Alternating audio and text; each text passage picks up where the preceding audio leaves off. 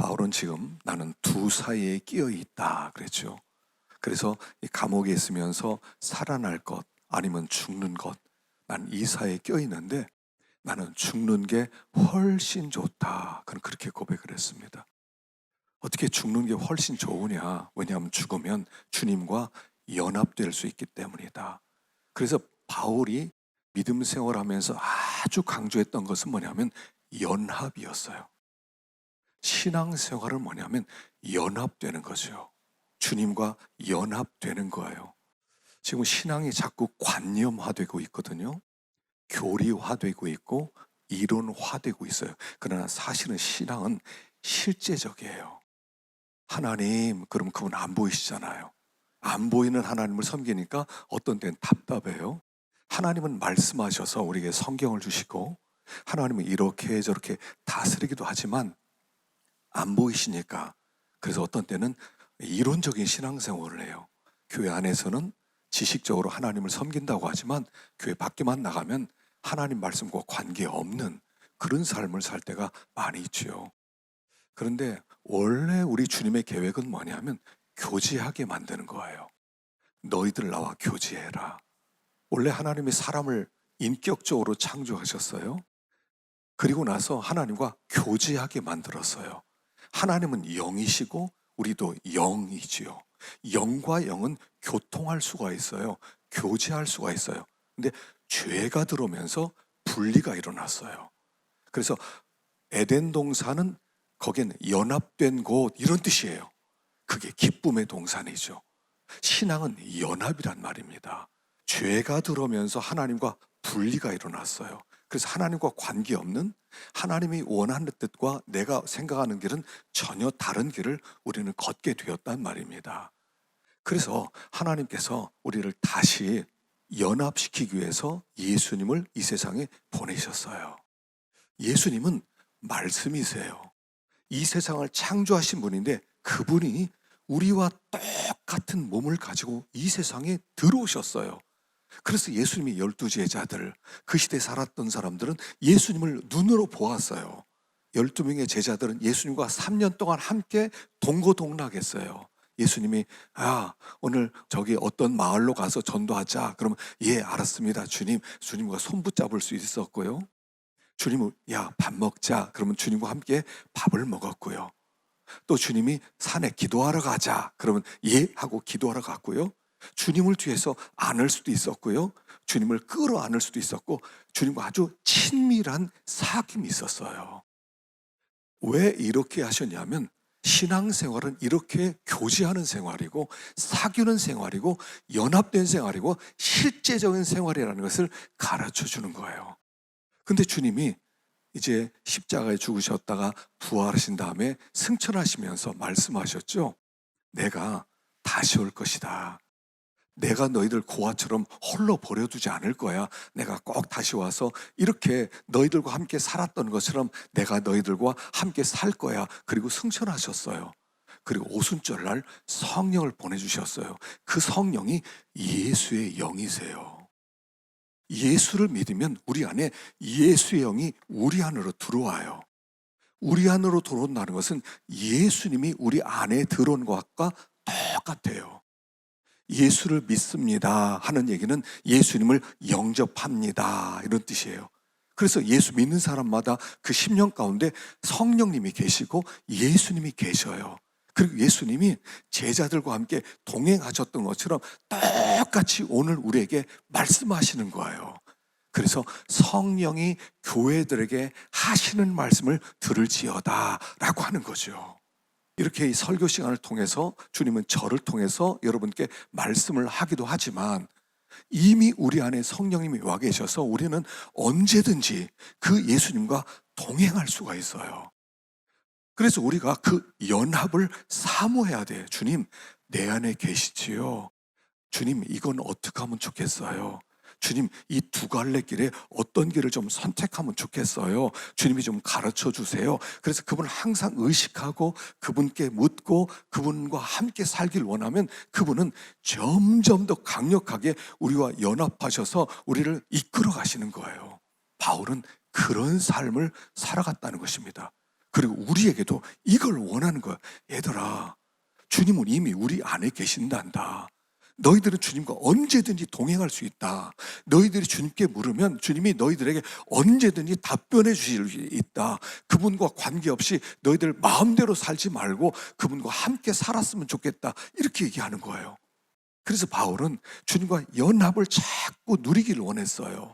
그래서 예수 안에서, 주 안에서, 그리스도 안에서 계속 이렇게 말씀했던 것이 뭐냐면 우리 안에 그분이 와 계시기 때문에 신앙생활은 그분과 함께 연합되어 사는 삶이다 라고 하는 것을 가르쳐 주면서, 근데 주님, 저는 주님이 내 안에 와 계시지만 나는 이보다 더 친밀한 교제를 원합니다. 더 주님과 가까운 교제 가운데 연합되어 살길 원합니다. 그래서 죽는 게 좋습니다 라고 얘기하는 거예요. 이 땅에서 주님과 자꾸 연합되기를 원하는 사람은 죽은 뒤에 연합을 더 사모하게 돼 있어요. 너 죽이겠다 그러면 나를 죽여요? 내가 죽으면 주님과 더 친밀하게, 지금은 얼굴은 볼 수 없지만 음성만 듣고 살지만 그러나 주님 앞에 가면 얼굴을 볼 수 있는 거 아닙니까? 친밀하게 그분과 함께 손을 붙들고 연합될 수 있지 않습니까? 나는 죽는 게 훨씬 더 좋습니다는 고백이 나오는 거예요. 이 고백은 그가 이 세상에서 주님과 연합을 너무 사모했다는 것이죠. 그래서 연합되기를 훨씬 더 소원했던 바울의 모습을 우리는 지난 시간에 배웠어요. 그러면 살아서는 그럼 어떻게 살아야 되는 거예요? 살아서는 복음에 합당하게 생활해라. 너희들이 주님과 연합된 삶을 살면서 이 세상에서는 복음에 내가 합당하게 살아야 되겠다 하는 그런 마음제세를 가져라.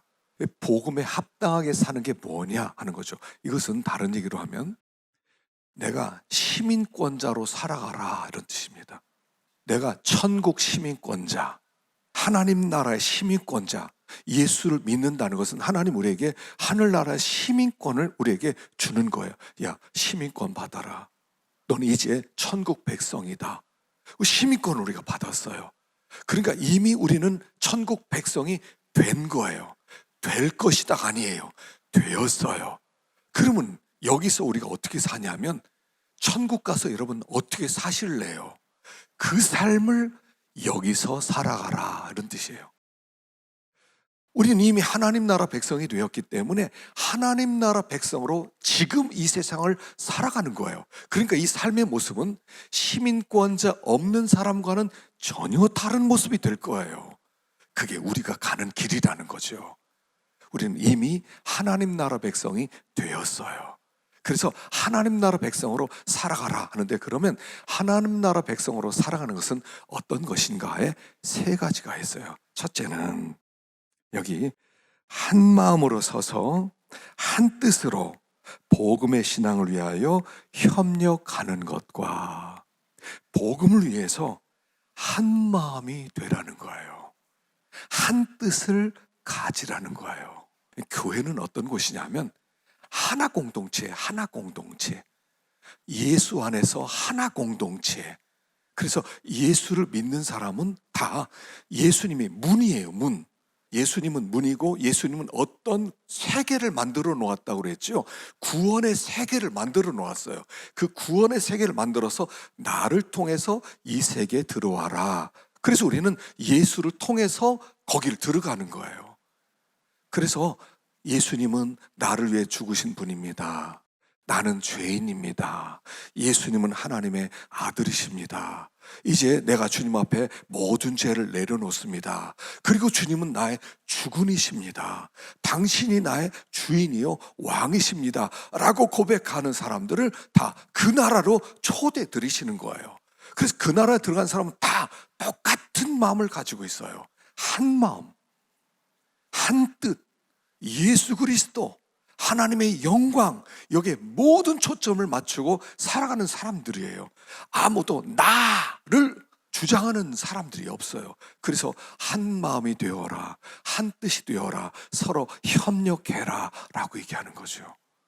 자, 그런데 한 마음과 한 뜻이 되려면 제일 중요한 게 있어요. 그게 뭐냐면 영이 같아야 돼요. 영. 우리는 원래 이 세상에 태어나면서 사탄의 지배 아래에 있어요. 다시 말하면 사탄이 우리 아버지였어요. 사탄이 우리 아버지였다고요. 사탄이 우리를 다스렸어요. 우리는 죄의 종로로 타면서 살았어요. 그러나 예수를 믿는 순간, 하나님의 성령이 들어온 순간 이 사탄은 쫓겨났어요. 그리고 예수 그리스도를 왕, 주인으로 섬기게 되었어요. 그런데 사탄의 영을 가진 사람과 성령을 가진 사람은 같을 수가 없다는 얘기예요. 영이 같아야 돼요. 남편은 예수를 안 믿고 부인은 예수를 믿어요. 그럼 이 사람들이 30년을 함께 살을 맞대고 살았어요. 그래도 영이 달라서 하나가 안 돼요. 복음 얘기만 나오면 서로 피 터지게 싸우는 거예요. 왜요? 영이 달라서. 유대라고 하는 나라가 로마의 식민지가 되었어요. 그러니까 로마에서는 총독을 파견했죠. 그 사람이 빌라도예요. 그런데 유대인을 실질적으로 다스리는 통치자가 헤롯이었어요. 그래서 서로가 관계가 안 좋아요. 철천지 원수예요. 그런데 예수를 어떻게 할 것이냐는 문제에 관해서는 딱 하나가 돼요. 친구가 돼요. 이랬던 적이 없어요. 그들은 서로 알력이 있었고요, 다툼이 있었고요, 서로 안 좋아했어요. 그러나 예수에 관한 문제가 나오니까 딱 마음이 하나가 돼요. 왜요? 그들은 영이 같았어요. 영이 같아요. 영이 같으면 하나가 돼요. 유유상종이에요. 영이 같은 사람끼리 모이게 되었어요. 영이 다르면 하나가 될 수 없어요. 만나면 불편해요. 영이 다른 사람은 만나면 불편해요. 안 만나고 싶어요. 밥도 먹고 놀기도 하고 같이 살기도 하는데 영이 다르면 하나가 안 돼요. 제일 중요한 것은 성령 안에서 하나가 돼야 돼요. 그래서 성령 안에서 하나 되면 복음 안에서 서로 협력하기 시작해.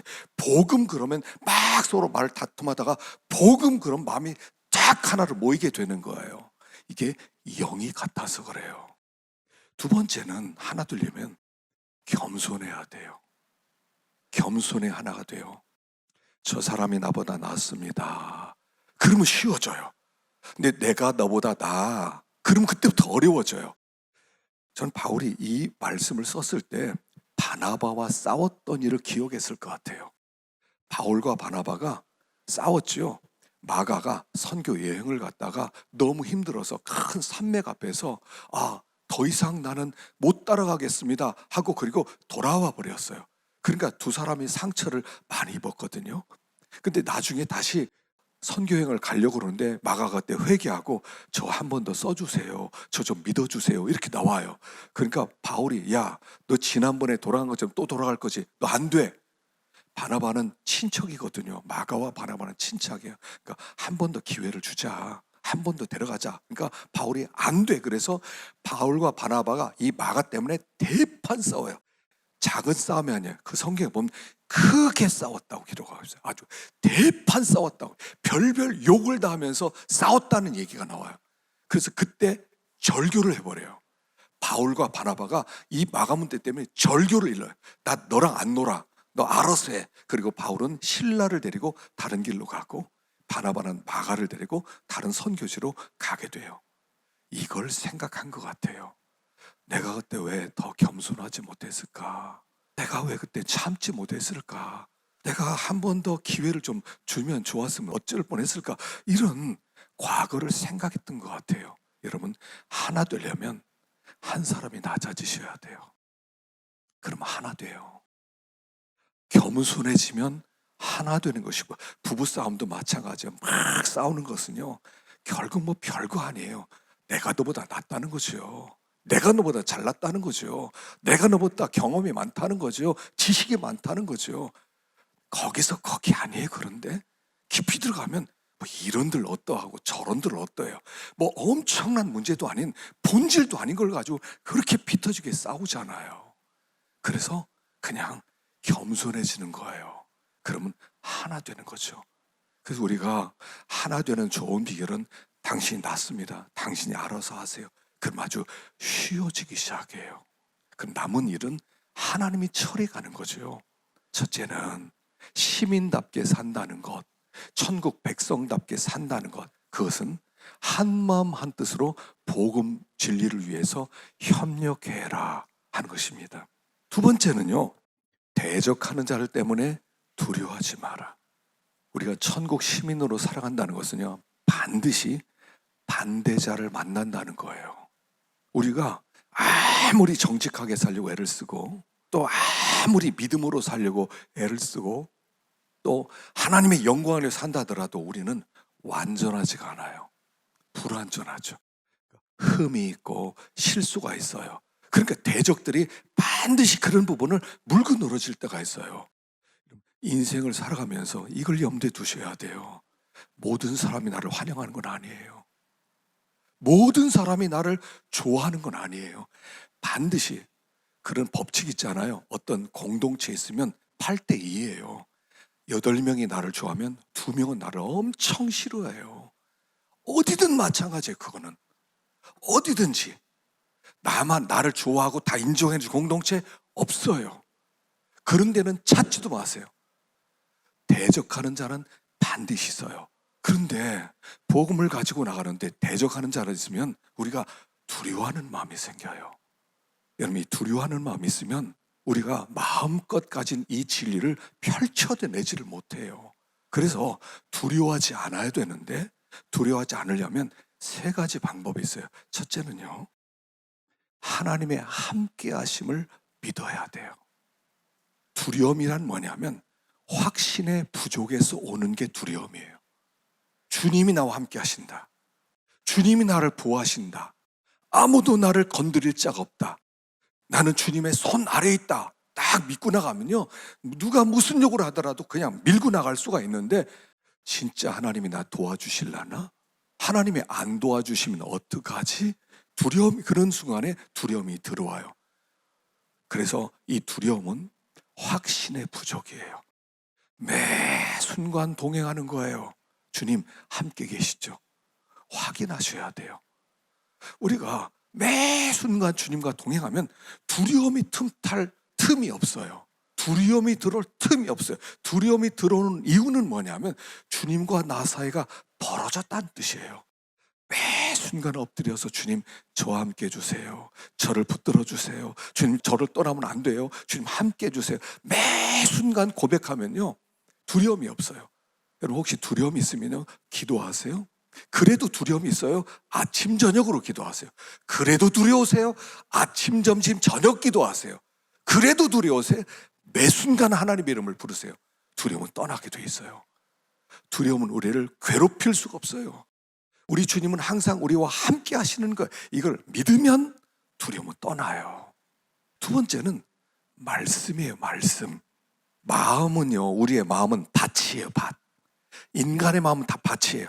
뭔가 매일 심겨지고 있어요. 근데 좋은 걸 심어야 돼요.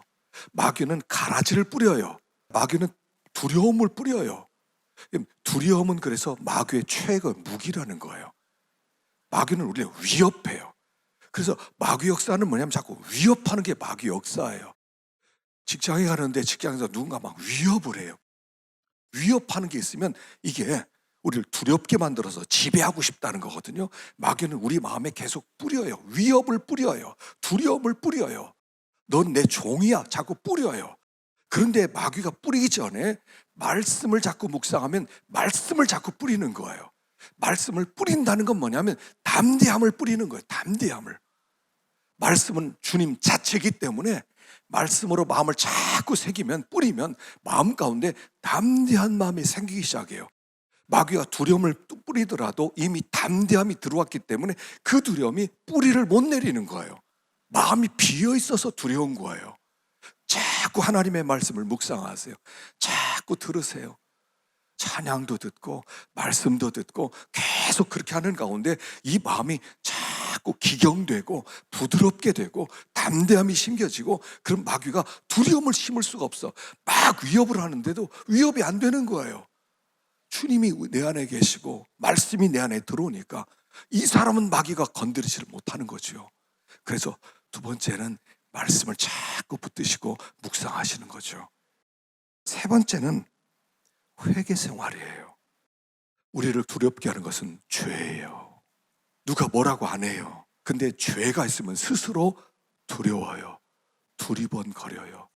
누가 나를 따라오지 않나. 자기 그림자만 보아도 호들짝 화들짝 놀라는 거예요. 왜냐하면 자기 죄가 자기를 괴롭히는 거예요. 그래서 하나님 앞에 자꾸 회개를 하셔야 돼요. 하나님, 죄인이에요. 하나님, 저는 죄인이에요. 하나님, 제가 죄가 많아요. 생각날 때마다 죄를 자꾸 자백해요. 회개하다 보면 하나님 앞에 회개하면 주님이 그걸 받아주시고 위로해 주시고 동시에 담대함이 찾아와요. 주님이 용서하시고 주님이 받아주셨기 때문에 자꾸 회개하다 보면 담대해지기 시작해요. 조그만 죄가 있어도요, 경찰서 앞을 못 지나가는 거예요. 경찰차만 본다 하더라도 두려워지는 거예요. 그래서 하나님 앞에 죄를 자꾸 자백하세요. 하나님, 저는 죄인입니다. 죄가 많습니다. 자꾸 보면요, 회개는 회개할수록 죄가 자꾸 올라오게 돼 있어요. 죄를 회개하지 않으면 회개할 게 없어져요. 우리가 회개할 게 많다, 그것은 그 사람이 회개하는 생활을 하고 있다는 뜻이고, 회개할 게 없다는 것은 회개 생활을 안 하고 있다는 뜻이에요. 그래서 자꾸 죄를 회개하다 보면 담대해지고, 담대해지는 가운데 기쁨이 넘치게 되는 것이죠. 그래서 천국 백성으로 살아간다는 것은 두려움 없이 담대함으로 여유 있게 살아가는 것을 의미하는 것입니다. 세 번째는 고난이지요. 우리는 이 마귀의 나라, 마귀가 왕노릇하는 나라의 천국 시민으로 살아가야 돼요. 하나님을 인정하지 않는 사람들 속에 들어가서 하나님을 인정하는 자로 살아가야 돼요. 불경건한 사람들 속에 들어가서 경건하게 살아야 돼요. 그러니까 그 사람들이 우리를 싫어하는 거예요. 이 세상이 우리나라가 아닌데 우리는 이 세상 속에 나그네처럼 살아가기 때문에 우리는 세상 사람들이 싫어하는 거예요. 너희들은 문화가 달라. 이 세상 문화는 하나님을 인정하지 않는 문화고 하나님이 없다는 문화고 내가 제일이고 현재가 제일이고 돈이 제일이고, 그런데 우리는 아닙니다. 하나님은 살아계십니다. 우리가 예배를 드려야 됩니다. 우리가 정직하게 살아야 됩니다. 우리가 믿음으로 살아야 됩니다. 이러니까 세상 사람들이 문화가 다르니까 싫어하는 거예요. 그래서 고난은 당연한 거예요. 여러분, 오늘 고난이 있을 거예요. 여러분, 직장 생활하면서 얼마나 어려워요? 가정 생활 얼마나 어려워요? 그러면 내년 되면 어떻게 될 것 같아요? 좀 더 좋아질 것 같아요? 아니에요. 똑같은 고난이 있어요. 오늘은 고난, 내일은 박해. 그게 우리가 가는 길이에요. 예수를 믿으면 고난이 없어질 것이다? 아니요. 고난이 계속 있어요.